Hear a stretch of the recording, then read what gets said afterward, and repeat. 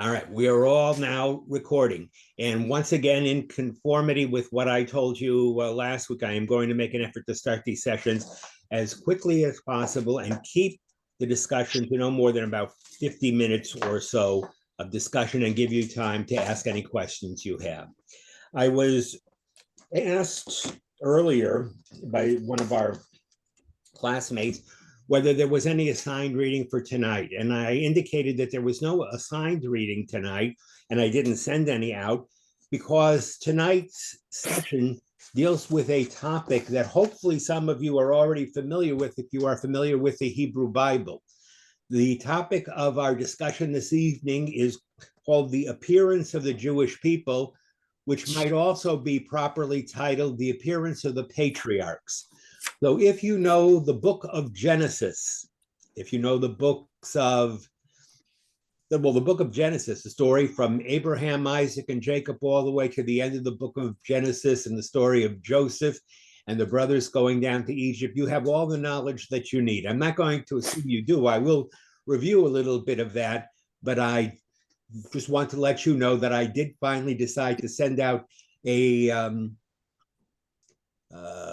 what would I call it? An outline of tonight's discussion. Hopefully you all got a copy of tonight's discussion.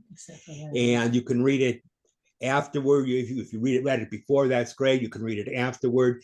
The purpose of this outline is so you don't have to take any notes. You can just sit there and think and hear and listen and ask any questions you might have. If you do have any questions, as I mentioned last week, you don't have to wait till the following week to ask me those questions. You can simply write to me at rabbihouse@gmail.com.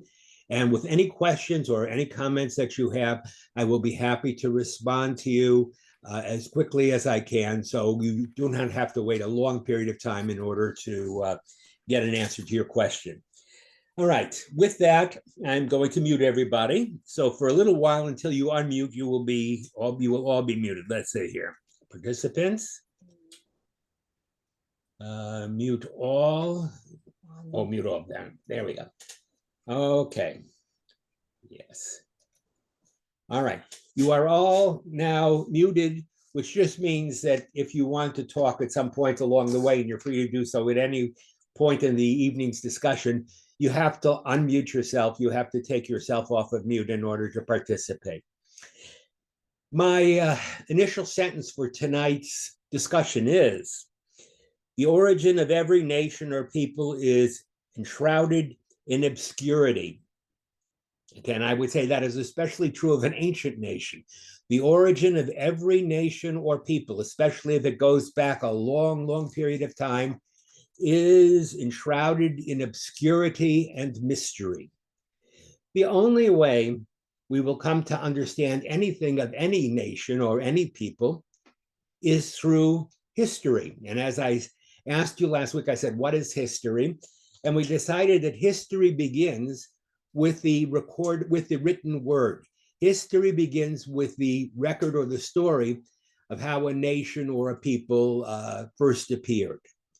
That is a definition of history. Last week, I took you through a lot of time. I'm not going to bore you with all of that again. I started with 4.3 or something billion years ago, 4.5 billion years ago. I told you the Earth was about 4 billion years old. I quickly told you that human beings don't go back that far. We only go back to about 200,000 to 300,000 years for what we call Homo sapiens. We've only been around for about 200,000 to 300,000 years. Then I told you that human societies and cultures don't even go back that far. And really, the first human societies and the first history begins with the first written records. When does history begin? In other words, when does written history begin? It begins approximately 3100, 3200 BCE. So history as we know it only goes back about from today, 5,200 years. So it's a tremendous number, I realize, but not as tremendous as the age of the Earth or the age of human beings as a species. History starts before the Jewish people. I told you last week, I mentioned that the Jewish people is not the first people to live on the face of the earth. It's not the first culture to establish itself in the world.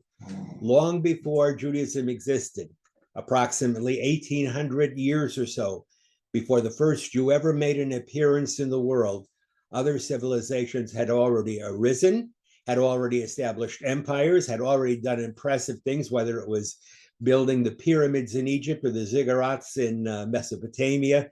They had already conquered, they had already won empire. All these things occurred. The history of human civilization, which means the written history of human civilization, began 1800 years before the Jewish people arose. So I'm not going to go back to any of that. That's all done with. I'm going to start with the appearance of the Jewish people tonight, which is much closer in time. If you were to ask me, when, Rabbi, according to historians, did the Jewish people first make their appearance in the world? That's a matter of conjecture. That's a matter we were going to have to figure out ourselves. The Bible itself is the only historical record that we have of the origins of the Jewish people. Now, that's not surprising. The origins of the Jewish people begin with a man named Abraham and his family, and then his son Isaac and his family, and his son Jacob and his extended family of 12 sons and a daughter. And then all 70 of them, or whatever there were with their servants, go down to Egypt. By the end of the book of Genesis, there are only probably a couple hundred people that are either direct descendants of the patriarchs or are part of their family retinue. Now, that's not a very big number of people, and they weren't very important in the time. Israel did not start out as a major nation. So you can imagine that it's going to be very hard to find a history from outside the Bible about the Jewish people, and that is the case. If I were to ask, is there an external record that goes back to the time of the beginning of the Jewish people? Is there external evidence, external historical or archaeological evidence that proves positively the existence of a people we call the Hebrews or the Israelites or the Jews or whatever you want to call them? The definitive answer is no, there is not. There is no document that says in such and such a year, the first Jew appeared in such and such locale, and this is what happened. There is no written record. And you wouldn't expect to find it because we Jews didn't start off as very important to begin with. Who is recording our history? Actually, the history we know of comes from the Bible. And the problem that the Bible presents is the following. How much of the Bible are we to take as real history? And how much of the Bible can we rely upon in terms of its presentation of accurate facts about the story of the Jewish people? I'm going to disabuse you of a lot of notions right now. A lot of things the Bible says you will never be able to prove. Did God say to Abraham, Lech Lecha, go forth from your land to the land that I will show you? Only Abraham will know that, and Abraham is long gone. No one heard God say that. Did God actually stop Abraham from sacrificing his son Isaac upon an altar, preventing him from offering him up as an offering? No one can ever prove that. There was no historian around with Abraham taking notes at the time. Did Isaac favor his older son Esau while his wife Rebecca favored the younger son Jacob? Can't know. You have no way of knowing. Were the two wives and the two concubines of Jacob, what were the nature of the relationship between them? Were there friendly relations? Were there harsh relations? We can gather from the stories of the Bible a little bit of what it must have been like, but the truth is we will never, ever know, because all the information we have from the time of Abraham until the time of Joseph and his brethren who settle in Egypt, all of that is contained in only one source. There is no external historical source for the existence of the Jewish people, okay? External meaning some other source other than the Hebrew Bible. The first reference to the Jewish people won't actually occur until, outside of the Bible, won't occur until 1300 BCE. In 1300 BCE, you have the first mention of the people Israel in a document that is not produced in the Bible. It is a document that was produced, it is a stela, it's not even a document, it's a stone called the Merneptah stone, and it's found in Egypt, in Cairo, if you want to see it. It is the first time outside of the Bible that Jewish people are mentioned historically. So my question to as we begin tonight, as we begin our story, is how are we to regard the Bible? Is it an accurate historical account of events that actually occurred, even if you forget for a moment whether God actually did this or did that?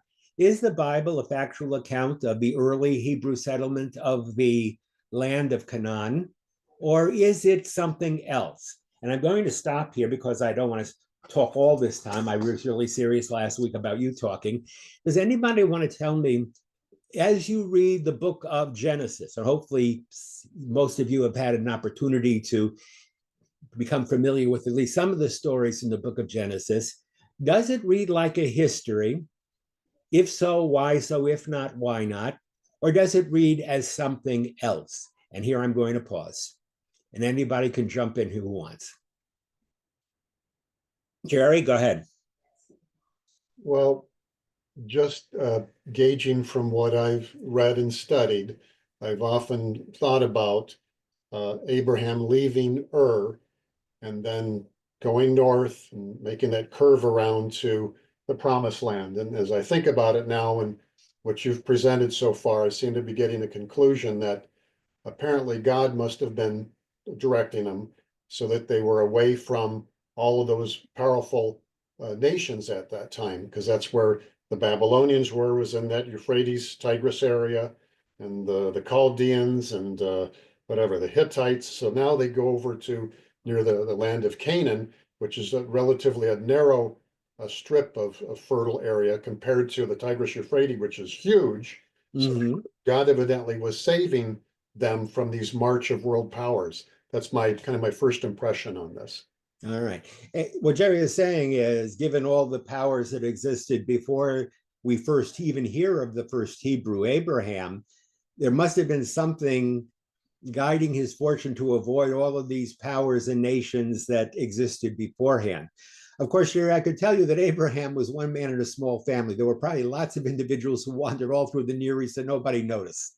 Okay. So the mere fact that Abraham traveled to the land and settled in the land and established his early life in the land, and he is not confronted by any powers, only tells us that Abraham was one of the anonymous many, the individuals who wandered the land and didn't make a ripple, and there was no reason for anybody to attack him or no reason for him to come into conflict with anybody, because he was just a semi-nomadic wanderer who was trying to establish a place to live. So we can say whether God was directing him or not, Abraham's story, though it cannot be verified outside the Bible, is a story that probably wouldn't have been recognized. Jerry is correct. Would it probably not have been known to many people, so they wouldn't have tried to oppose Abraham or wouldn't have posed any opposition to him. All right, Jerry, how do you regard the book of Genesis? Do you regard it as history or not? Well, years ago, I had the opportunity when I was in high school to attend a seminar with these scholars and professors from Colgate. And one of the religious philosophers was claiming that Genesis was basically Moses took a collection of verbal stories and put them all together, and that was his statement. So as a young person who really believed in the Bible, that bothered me, because I thought it was like really accurate. But now that I can understand where you're leading us to think more along a more open mind. I can understand why it would have bothered you, Jerry, especially if you took a reverential attitude toward the authority of the Bible. But the truth of the matter is that as a document which cannot be substantiated by any other sources, the Bible really probably began with stories. I say written history. We have now the Bible in written form. But there are some people who believe that before the written form ever existed, there were stories. It's true in your own families. Great grandpa came from somewhere else, and then he passed on something to grandpa, who passed on something to your dad. And the only way you know about it, right, is because you heard the family stories. somebody eventually decided to sit down and write the stories down and create a biography of the family. But the truth is, the professors you had were probably right. The origins of the Bible, the events of the Bible, did not begin with writing. They probably began even before writing was developed. They began as oral stories or experiences that were told, I won't say around the campfire, in front of the tents, when people gathered together and they told stories about great grandpa and where he came from and how he got there. All right. Anybody else want to weigh in on what is the nature of the Bible? Larry, go ahead. Yeah, I remember in some of our earlier studies that you and I had years ago, you said, yes, Genesis was a group of stories, but you always were focusing on me to say, don't always believe the literal sense of what you read. Very good. So Larry's adding another complexity to the account. If Genesis did begin as stories, and those stories were at one point or another written down, someone actually set them down in written form, how are we to understand the stories? And I did challenge Larry when we were studying Torah. I said, how much of it do you take literally, Larry, and how much do you take symbolically? In other words, did the serpent in the Garden of Eden really speak to Eve and convince her to eat the apple? Did Balaam's donkey later on in the Bible actually talk to Balaam and complain because Balaam was beating him because the donkey wouldn't go forward? There are a lot of events in the Bible which, even if you assume they're based on stories that were later written down, you can ask the question, were they meant to be taken literally? And if so, which stories do we take literally and which stories are to be taken symbolically? Okay, so it's a good point, Larry. A good point that you make. Not only what is it, but how do we know what it is? Go ahead, Lori. I just remember reading Jonathan Sacks, and I know he researched and he compiled, but a lot of his writings seemed more like editorials. Like you knew that it was his interpretation of what he researched.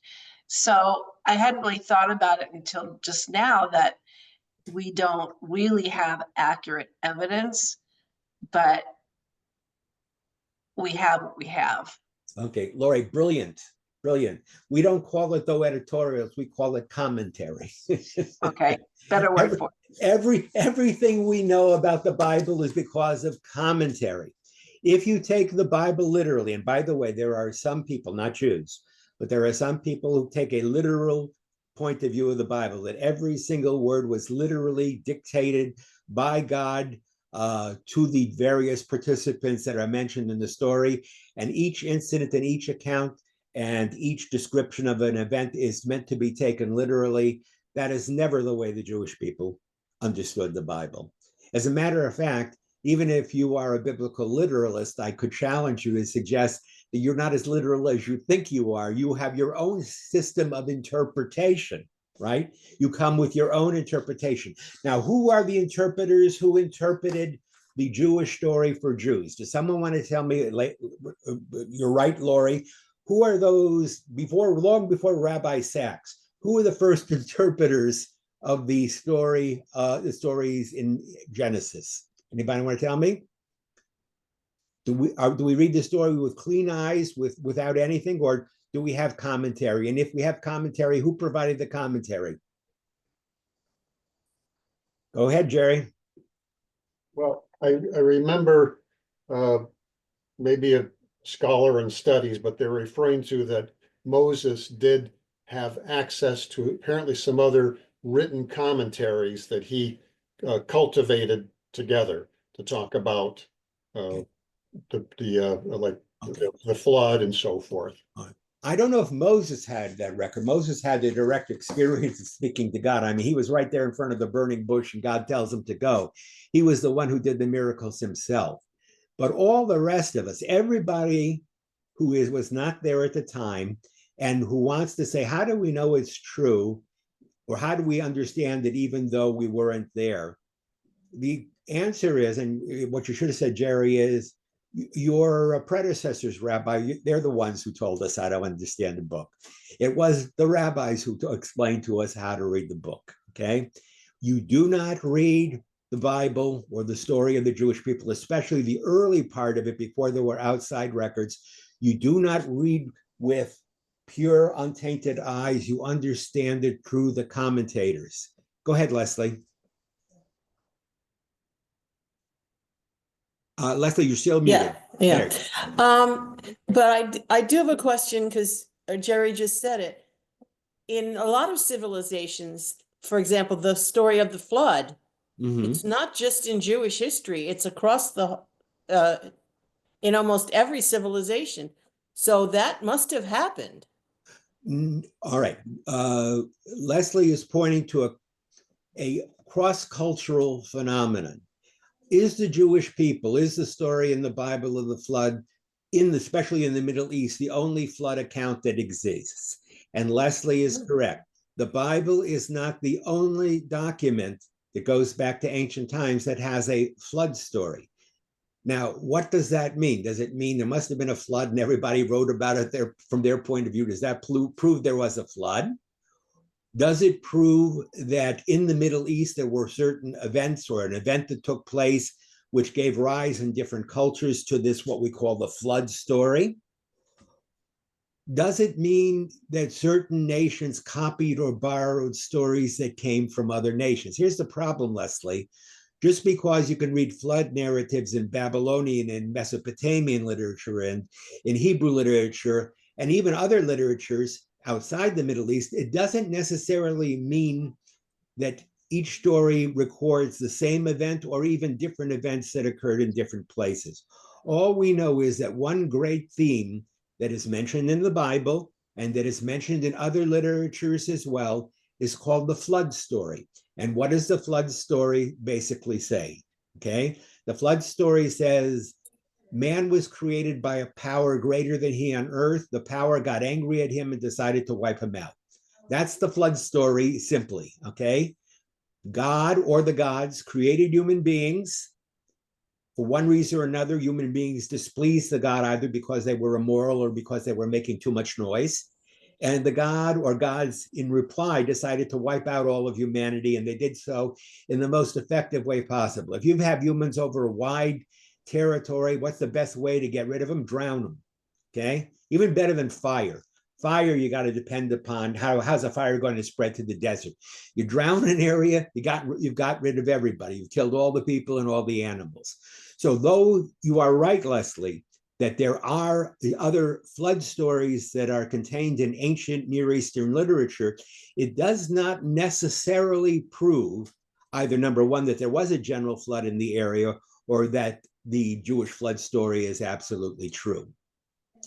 Anybody else? Craig, go ahead, weigh in. Yeah, I'm certainly not an authority. I was a physicist taking an ancient history course in college, Okay. but it came out with a similar kind of issue, and that was before there was writing, so that there was something actually specific that you could understand. Different people, a group of different people, got together, collected all the stories, but their goal at the time was to take something from the stories and to offer some message that people could observe and do. And certainly, different people have come to different conclusions about what all that means. But they were collecting stories, and these stories were general common stories that people knew. But because it came from multiple people, there were multiple people with multiple stories. And presumably, it really wasn't meant to be literal so much as that these were things that people were talking about. And effectively, they were saying, what does that mean? Very good, Craig. What Craig is saying is the first stories that people told and maybe even later wrote down were not necessarily historical. The earliest stories that people tell, you know what the earliest stories are called? Myths.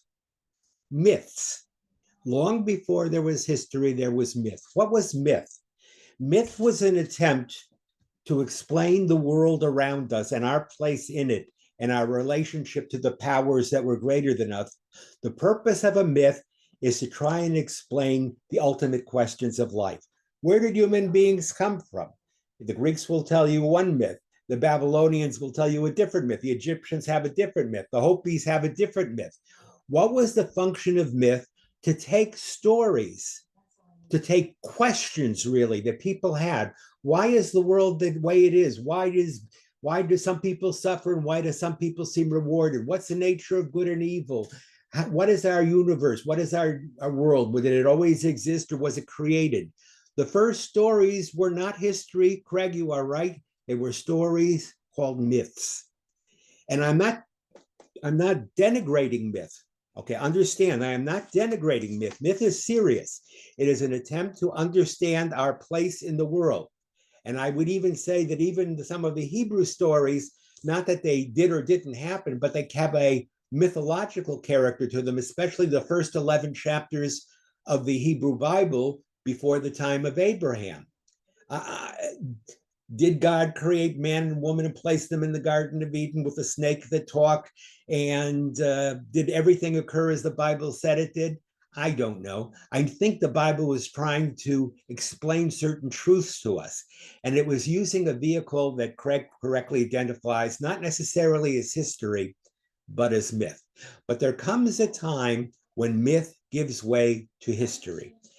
Myth gives way to history when there are external sources out there that tell you things that you can corroborate apart from a single source or a single story that may have come from the people that created it.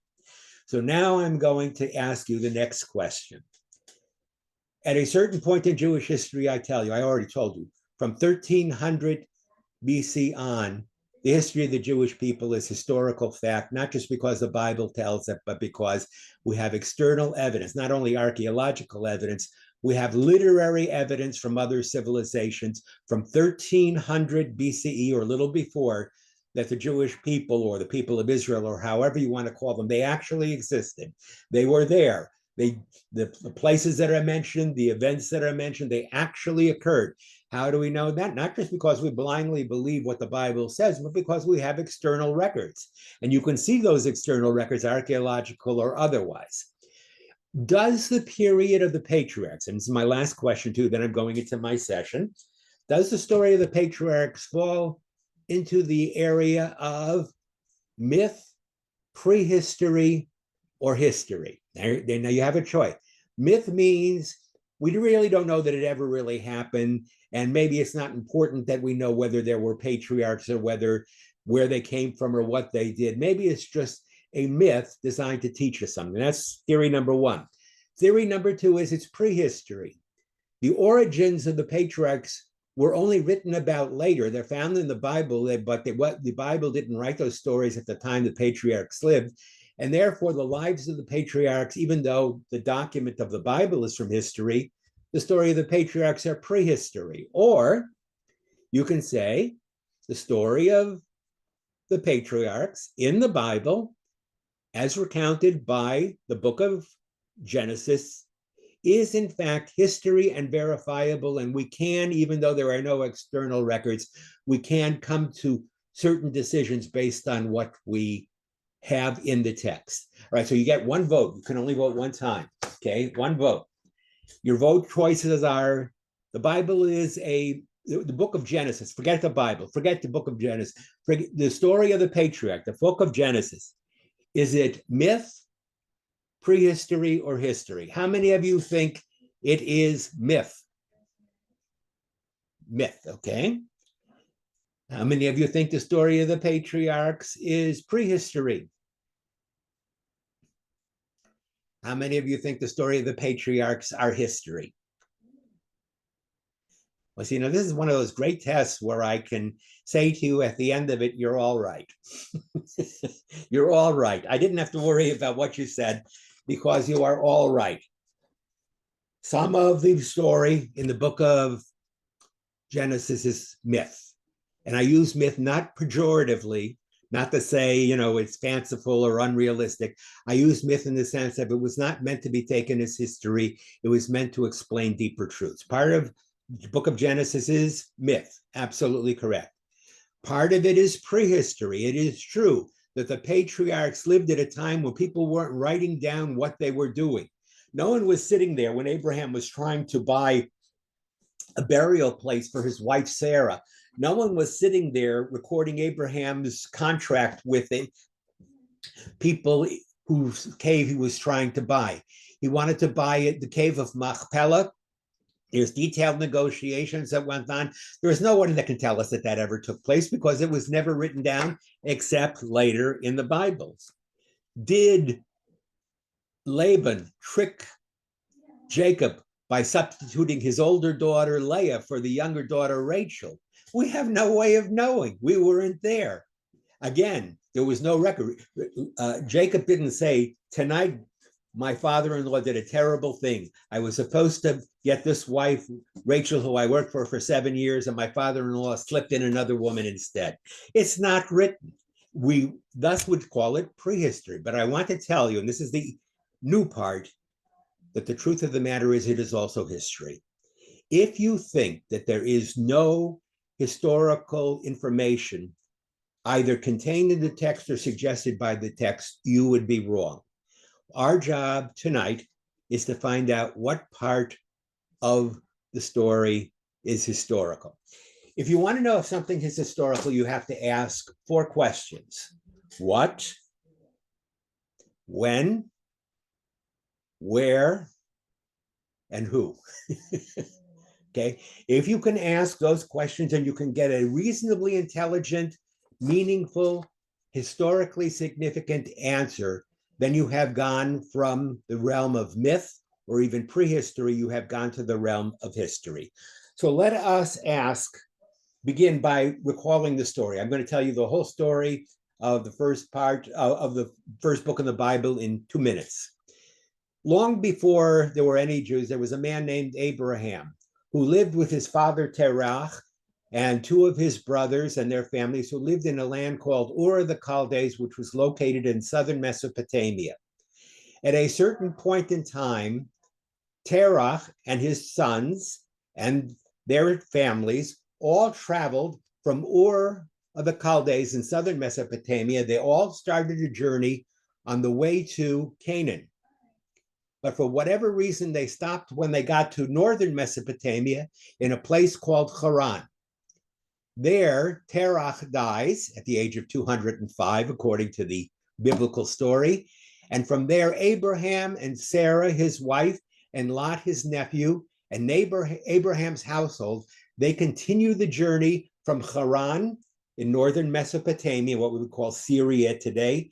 They continue the journey southward and westward into the land of Canaan. They visit, they see the land, whether God was leading Abraham or not. Once he gets into that land, Abraham realizes this is a place he was meant to settle. And then you have all kinds of stories of him building altars and setting up a semi-nomadic existence, living from place to place, never in one place too long, but moving from place to place. You also have the stories about there being famine, and his having to leave the land because of famine. And then you have the stories about Abraham's family. His wife, he and his wife, Sarai, did they have a son named Isaac? Question. Did Isaac himself have a wife named Rebekah, and did his father arrange the marriage? Question. Is that history? Did Isaac have to flee from the anger of his brother because he tricked him and go to live with his father-in-law in Haran? His future father-in-law in Haran. We don't know, but that's what the text suggests. Did eventually Jacob come down, return back to the land, meet his brother with whom he was estranged, and eventually reestablish relationships with him? Did he have 12 sons of 2 wives and 2 concubines? Did the sons get along well together, or did they quarrel? These are all events that are described in the book of Genesis, okay? Whatever you may think about the particulars of the story, these are all events that were recorded in a historical document called the Bible. And the Bible represents the earliest Hebrew accounting of the story of the Jewish people. Now, here's my question to you. Remember, what, when, who, where, and who. What from those stories, from those of you who read it, and you may have seen my notes, I sent you some notes. What facts can you glean from that? What can we reasonably infer, because we'll never know, but based on what the stories say, and based on what we know about the Middle East at that time and the land of Canaan at that time, what facts can we infer that seem to indicate that the story we have in the book of Genesis is correct, or at least agrees with the facts as we know them? So, okay, go ahead, Leslie, you start. Well, the geography. All right, the geography. It gets the geography correct. And Leslie is absolutely correct. When they describe the birthplace of Abraham as Ur of the Chaldees, we know that that city existed. That's not a made-up name. He didn't live in the city of Oz.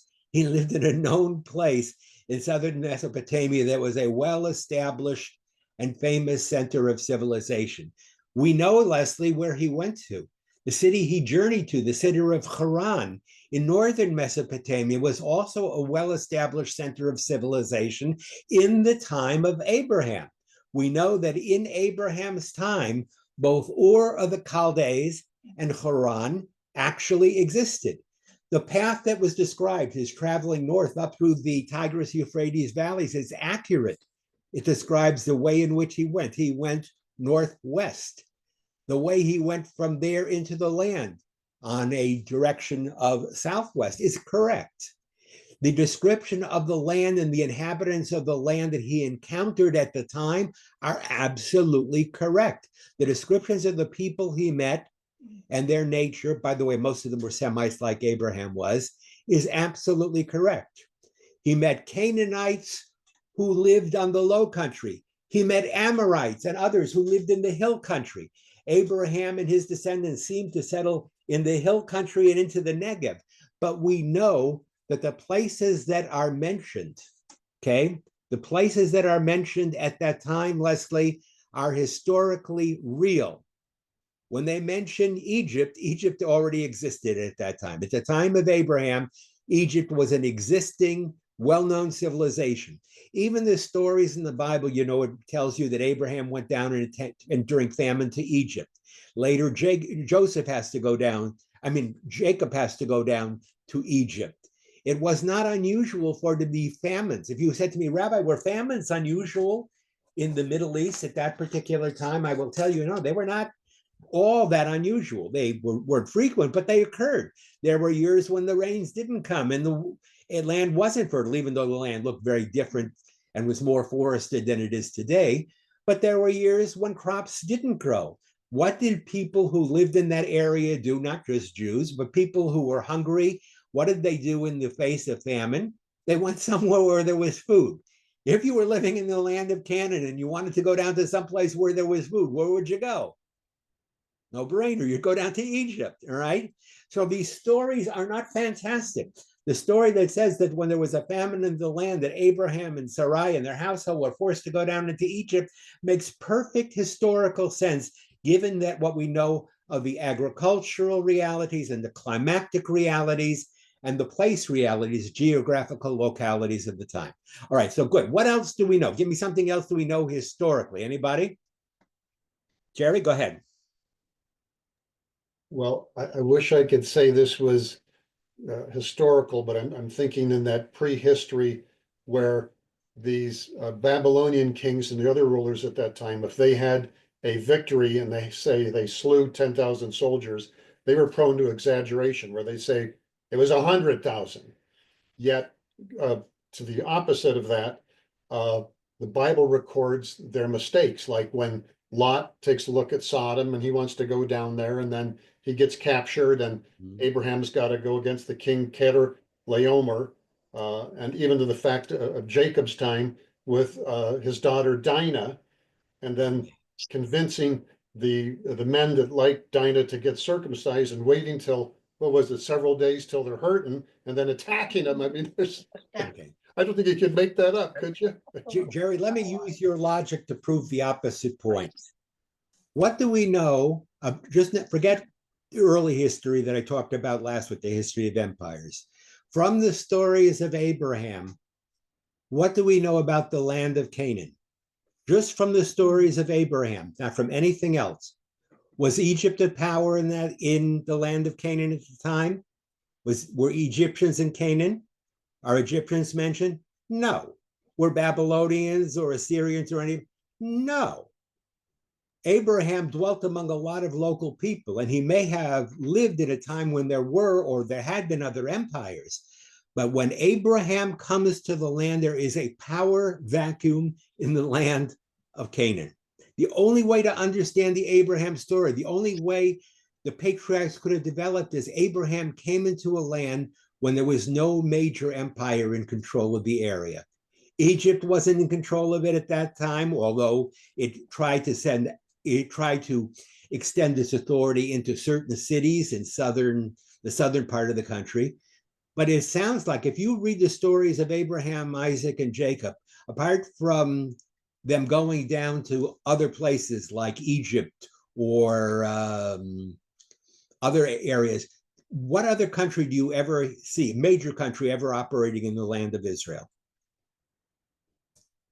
Not there. Lack of evidence can also be evidence. What we know is the time that Abraham migrated into the area of the Middle East, into the land of Canaan, Canaan was relatively free of any over supervision. There may have been powers that controlled territories. There may have been powers that could exact from certain cities tribute, but there was no overarching military power in Canaan at the time. The very fact that Abraham is able to pick up, and Jerry, what you said in the beginning, pick up, walk unnoticed, walk into the land, settle among people. Who did he deal with? He dealt with Canaanites. He dealt with Amorites. He dealt with all kinds of local people. We know, and by the way, this is historical too. At the time of Abraham, we know that the land of Canaan was a patchwork of many different peoples and many different cities, states, and nations. When you look at the time of Abraham, there's not one overall power. There's not one empire.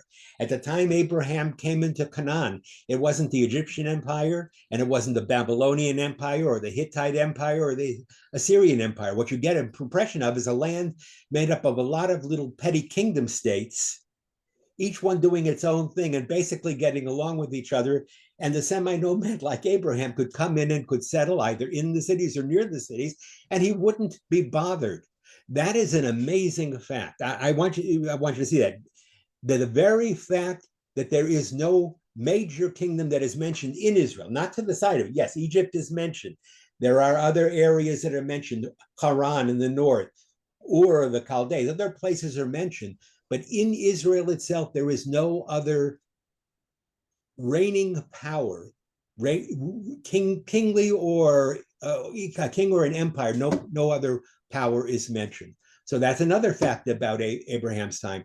He came into the land in a very realistic way, and he came into a land that was populated by Semites like himself. The great majority of the land of Israel at the time Abraham came in were Semites, which meant the following. He settled among people who weren't ethnically too different than him, and he settled among people whose language was not completely unknown, because the Semitic languages, any of you who have studied Semitic languages, you know that those languages are related to each other. So you're going to say, well, did Abraham have an Apache chief who was an interpreter to the other Semite tribes? No, but given the fact that a lot of the people who lived in Canaan at that time, Canaan, were Semites too, they had a lingua franca. They had a common language, a common way of communicating with one another. So the very fact is that Abraham can sit and enter into negotiations to buy a cave from the Hittites means that they spoke the same language. The fact that Abraham could send messages or enter into pacts with kings or speak to kings means there was a way they could communicate. Even when Abraham went into Egypt, and Egypt was not a Semitic country, but there was, we do understand that there were interpreters. Remember Joseph? Joseph pretended he didn't know his brothers. He didn't even speak to them in Hebrew. When they were speaking, he understood them, but they didn't realize he understood Hebrew. Whenever he wanted to speak to them, he spoke through interpreters. Okay? In Israel itself, it was taken for granted that among the Semitic groups, you shared an ethnic, a civilizational background, and you shared a language background. Semites, by the way, are not an ethnic group, they're a language group. So the Semitic peoples, what did they share in common? They spoke the Semitic language. Now here's the next thing. Was Abraham a villager? Was he a townsman? Was he a merchant? Was he a sophisticated city dweller? No. If you had to describe Abraham, how would you describe him? Semi-nomadic, okay? Meaning he did originally make a big trip, but throughout the stories in the Bible, Abraham, Isaac, and Jacob are always traveling. If I say, what city were they in or what place, you would have to say several. Why? Because if you're a nomadic tribe, you got to follow your herds. If you've got flocks of sheep and goats, you don't settle in one place. Where do you settle if you're semi-nomadic? You have to go from place to place. The question is, are the stories that describe the situation and the journeys of Abraham, Isaac, and Jacob, do they ring true as a story of semi-nomadic people? And the answer is yes, they do. It is very, very close to the story. As a matter of fact, the Hebrews don't settle directly in the midst of everyone else. Remember, Abraham tells his servant when he wants a daughter, he says, don't take a daughter from any of these native people. Go back to the home country. Go back to the old country. Go back to Haran.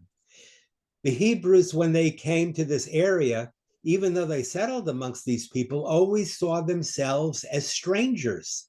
They did not seek to intermarry, especially during the time of the patriarchs, with any of the peoples round about them. Is that true? Yes, that is true.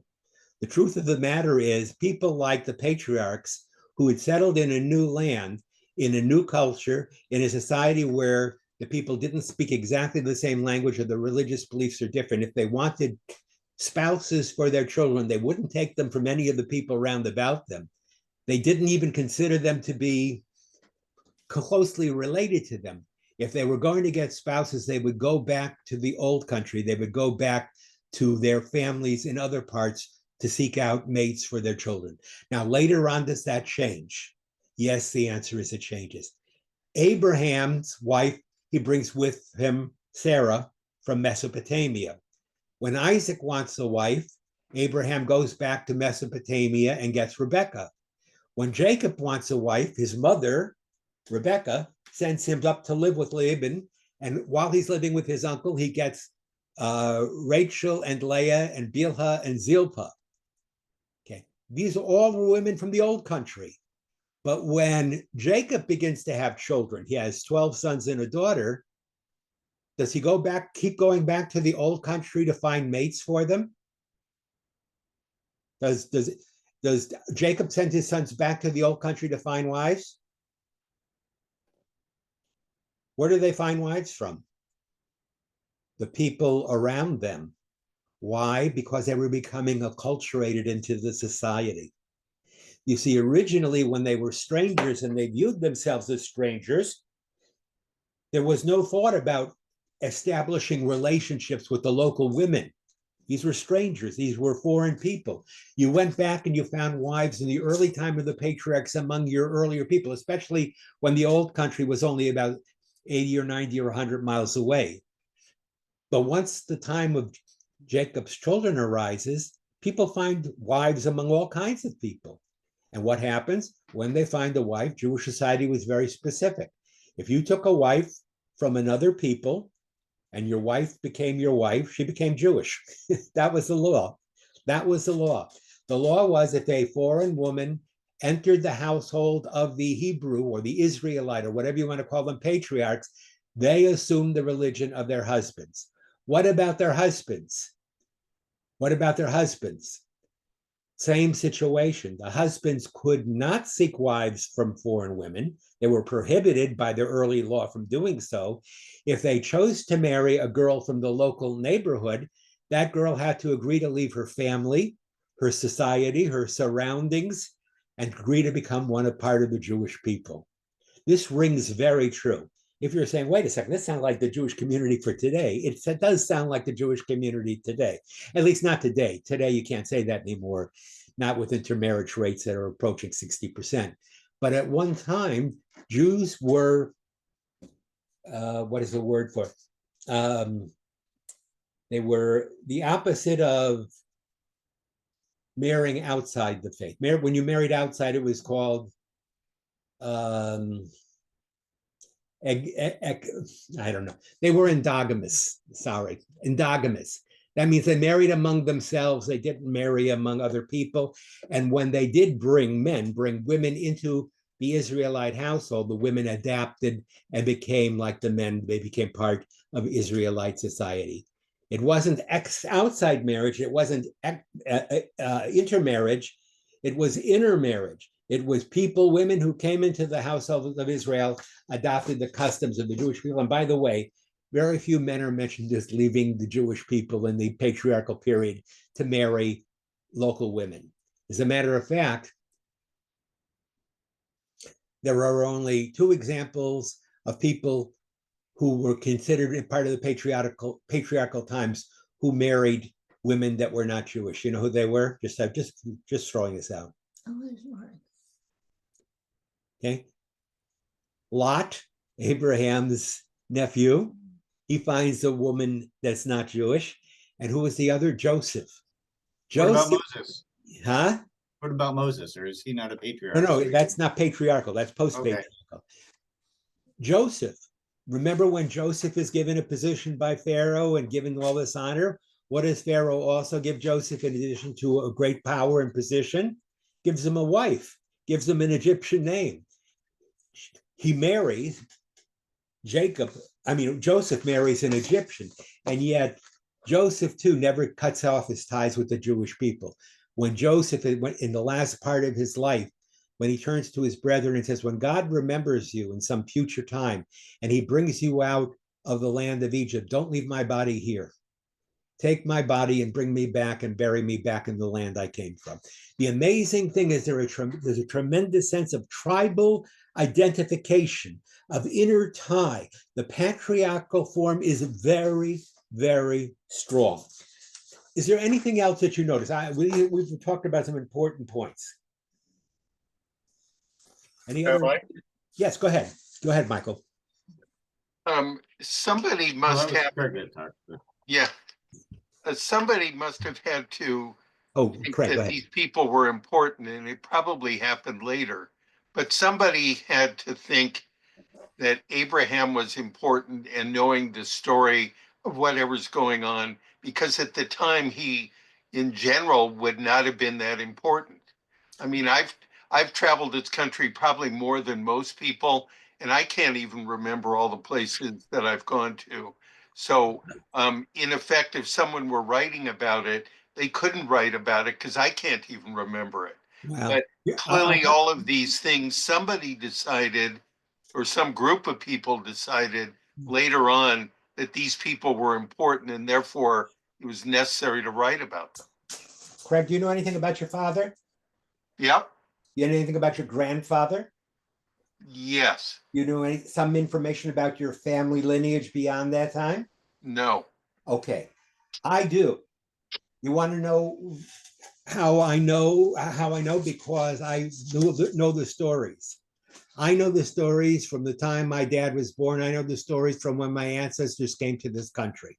Now, if you ask me, were my grandparents very important people when they came to the United States? I would say no, they were not. If you said, was my dad a major mover and shaker in his lifetime, in his life? No, he was not. Why do I know the stories? Because I know the stories. And the only question, Craig, you have to ask is, Rabbi, did you have the good sense to write this down? Here's what you should say to me, Craig. While your father or your grandfather or your other relatives were alive, did you have the good sense to go back and say, what year did you get here? And what ship did you come in on? And what country did I did? So my history, I don't have to have someone else might write my history. And probably Abraham, Isaac, and Jacob didn't have to wait until later written history either. Their stories were well known. It was well known that Grandpa Abraham came from Mesopotamia, a land near Samaria, in a great city called Ur of the Chaldees. And he and his family left that land to travel to this land, the land of Canaan. This becomes the story, Craig. This becomes the history. This is later written down, but it is not that Abraham was all that important. It's just that his generation, his descendants, his offspring wanted to keep a written history of this. It was not written down, Craig, until Moses' time. If you want to know when, the story of Abraham was not put down in written form until about, well, that's the next question. Many hundreds of years later. Let me answer one more question because I'm running out of time. When did the story of the patriarchs take place? We've talked about evidence, but is there any indication when this story took place? In fact, there is. We know the years. It couldn't have been any earlier than a certain year. It couldn't have been any later than a certain year. So the question is, what is the earliest period in time the patriarchs could have appeared? And what is the latest period in time they could have appeared? Okay, someone want to give me either one? Based on what we know about the Middle East and we know about subsequent history and the history of empires and the history of what took place later in Jewish history, there is chronicled. I told you, what is the latest period that patriarchs could have started their story? The latest means the most recent date. How late could that history be? Anybody want to guess? By the way, okay, go ahead, Jerry. I think you gave that to us a date around 1700 BCE. All right, I did spill the beans. The earliest, and by the way, don't think that historians are agreed by this. Historians disagree with it too. Here's the range. Among historians, given the facts of the story and the description of the lands and the kingdoms at the time, the earliest possible date for Abraham's appearance, earliest possible, is not what you might, it is about, give or take, about 1700 BCE. That is the earliest time of the time of Abraham. 1700, you would not expect to hear these stories, or Abraham, the world he came into and the land he entered would not be the same if he had come much before 1700 BCE. That's the early date. What's the later date? Go ahead, Joseph. Well, I mean, it would be, wouldn't an anchor be Exodus? Exodus. So if we could anchor that of when that happened, can't we get a better idea of when Abraham appeared, because we just go back generations to? Yes and no, Joseph. Excellent. Joseph is saying, well, wait a second, Rabbi. You said we know about the history of the Jewish people from about the period of 1200 or something. That is true. The first external records, the Exodus would have to have occurred, Joseph, sometime in the second half of the 1250 to 1200. That's the Exodus. And we know that the patriarchs were there beforehand. So if 1230 or something like that, 1215, say 1220 was the Exodus, then you'd have to date Abraham and Isaac and Jacob to at least 100 years before that, 3 generations, which means the latest date, and you're correct, is about 1300 BCE. Somewhere between 1700 BCE and 1300 BCE, that was the era of the patriarchs. Now, Joseph says, well, we can figure it out. We know that Abraham lived a certain number of years, and Isaac lived a certain number of years, and Jacob lived a certain number of years, and Jacob had sons. We just go back and add. But first of all, remember, Joseph, that these patriarchs lived a large number of years. So and then you have to assume that this is just lineal. The Bible takes the entire patriarchal period and it telescopes it into 3 generations: 4, Abraham, Isaac, and Jacob. If I say you patriarch, you say Abraham, Isaac, and Jacob. I said, were there others? No, Abraham, Isaac, and Jacob. How do you know? Because the Bible says Abraham, Isaac, and Jacob. Okay, that's true. But then I said to you, well, how many years did so-and-so live before he gave? Abraham didn't even have Isaac until he was 100 years old. You're going to look at me and say, you crazy? But that's what the text says. Was it right? Was it wrong? So you have to say that the patriarchs extend the period of the patriarchs somewhere between 1700 BCE, the earliest time they could have appeared, and the latest time about 100 years before the Exodus, about 1320. Within that period of less than 400 years, that's when the patriarchs existed. We know that that was the time that corresponds with the events that are described in the Bible. And by the way, if you look, that is what the Bible itself says, pretty much the same thing. The Bible, if you trace back from the Exodus and you do what Joseph just did, you would get the later date, you would get something around the 1300s or maybe a little bit earlier. But that's how you figure it out. All right. I'm going to stop here, even though there's much more I could tell you. Look at the notes I sent to you. What I'm trying to say is the following. Look, I'm teaching here a history. I forget what I just said. I am telling you a story based on what I think is historical evidence. In order to find the historical evidence for the patriarchs, I first looked at the ancient civilizations that existed before them. I then looked at the nature of the land of Canaan at the time they settled and tried to figure out what period best coincides with the description of Abraham, Isaac, and Jacob and what they did in the land and their meetings with the peoples and their interactions and the negotiations. It all fits into that period of 1700 to 1300. Even the stories about buying a burial site, of the Hebrews not having a permanent site, of being sojourners, it all fits in with the geography and the history of the period. So can we say that the Bible is part history? Yeah, you can say that. Is it part prehistory? Yeah, you can say that. And for those of you who said it's partly myth, you can say that too. It's all three. The Bible is in its earliest forms and in its earliest stories, myth. Later, it's prehistory. And then finally, in the book of Genesis, it will come into, in the book of, Exodus, it will come into history. Right, with that, I made you a promise. I said an hour has now passed. Any questions? Okay, I convinced you all, huh? Okay. Look, this is a hard course, and I've done it now, this about an hour this week, an hour last week. This has taken me hours and hours and hours to prepare. Conservatively speaking, Randy sitting by me shall hit me if I'm wrong, but it's probably, in terms of the hours I've read and studied and taken notes, probably somewhere, if you combine them all together, somewhere around 20 to 30 hours of research that have got. Randy's saying more than that. The truth is, it has taken me a long time, and I did not go to one source. I went to many sources, and I didn't go to just Jewish sources. I went to everything. My first history book, I'll tell you a little story. My first history book I ever bought, I loved history from the time I was a kid. Some of you shared the same love of history.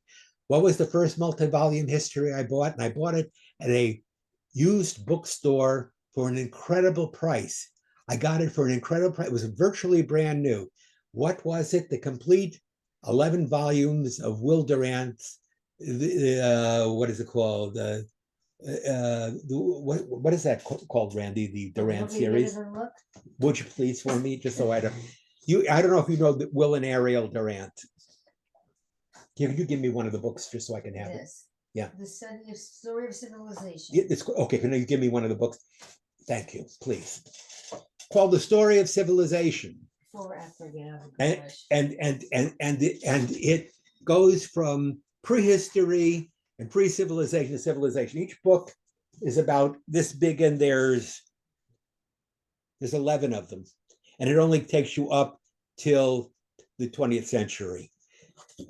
In researching the history of the Hebrews, I not only went to my Jewish sources, more than one, but I also went to outside sources to try and get you the most accurate accounting of the history of the period. So believe me when I tell you, I am taking this seriously. I want you to take it seriously.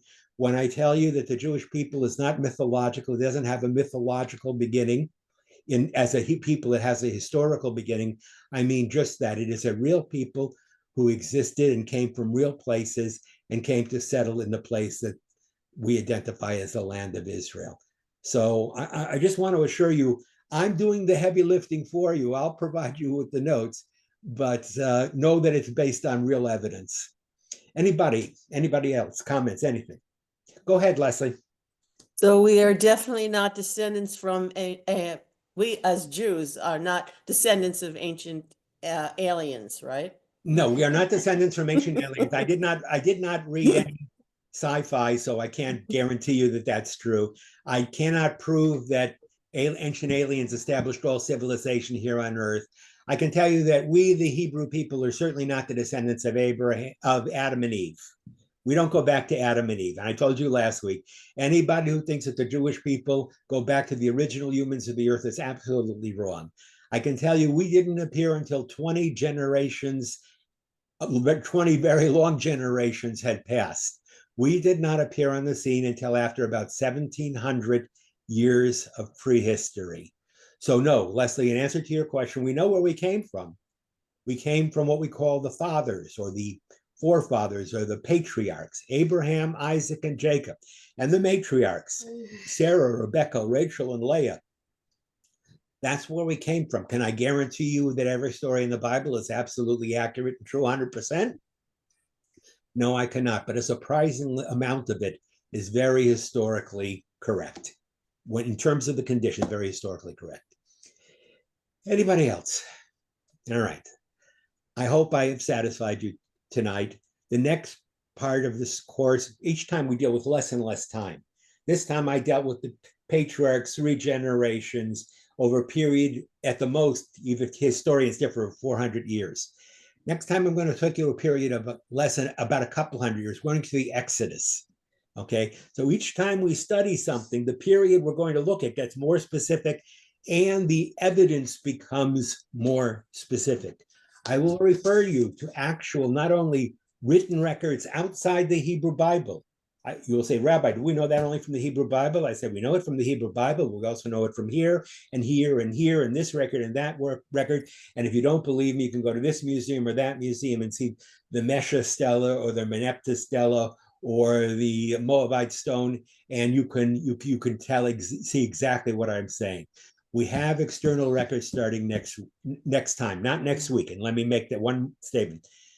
Next week, my wife Randy is celebrating on the 17th her birthday, and our sons, both Samuel and Jackie, and our grandson from Illinois, from outside Chicago, are coming. Zachary and Erica and our grandson Elio are going to be coming, and we're going to have one rip-roaring celebration of my wife's birthday. It's a milestone birthday. It's Shivim. It's 70. It's a significant milestone in her life. So because of that, I have taken the liberty of taking off next week to give you a week.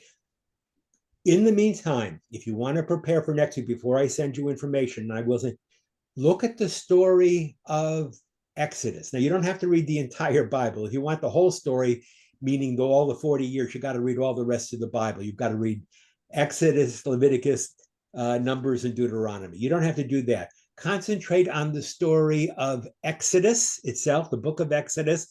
And if you want the end of the story, go to the book of the end of Deuteronomy and at the end of Numbers and Deuteronomy.